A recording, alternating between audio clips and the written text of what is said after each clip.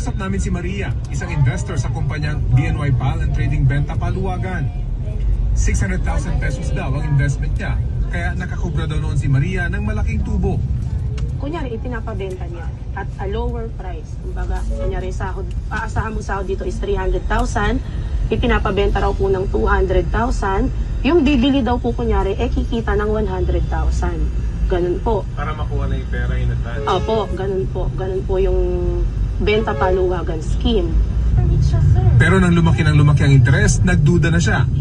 Nagka-problema ng araw, nang marami na ang naingganyong sumali at dumami na ang investors nito.